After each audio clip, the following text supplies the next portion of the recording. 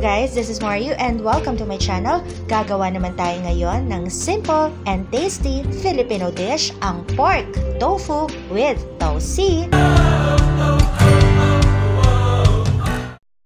Okay guys, magpapainit muna tayo ng oil at ifa-fry natin ang ating tofu.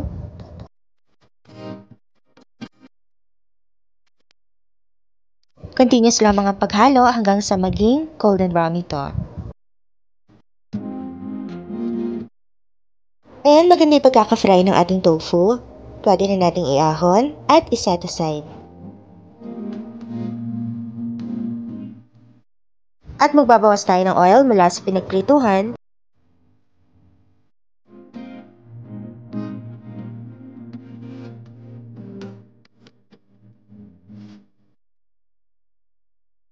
Lagay na natin yung garlic at medyo ito-toasted natin ito.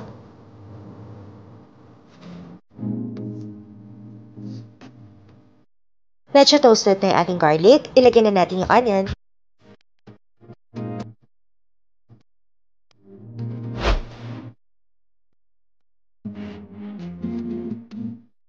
Now, lagay na natin yung ating pork.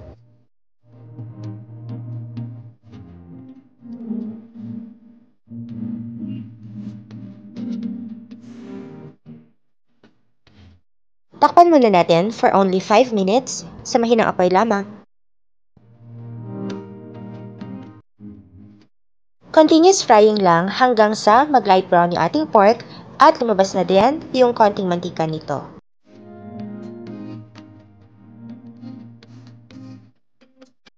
Now, lagay na natin yung soy sauce.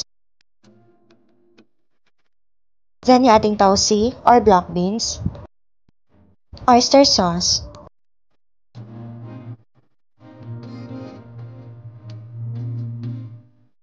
Then yung ating sugar. Water, ground pepper,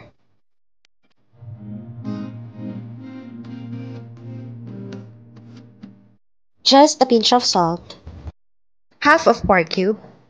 Mix lang natin. Tatakpan natin ito at lulutuin sa loob ng 20 to 30 minutes sa mahinang apoy lamang.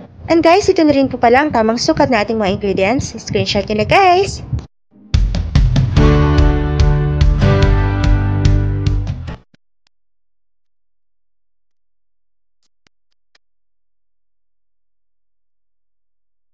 And now, lagay na natin yung cornstarch. Tamang lapat lamang ang ating gagawin.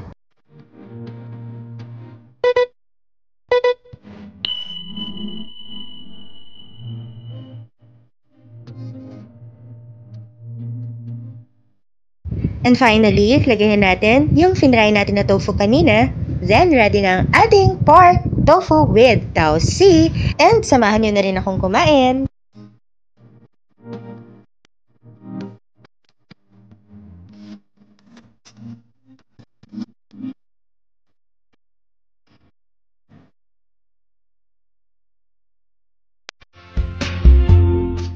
Ready na ang ating pork tofu with tausi.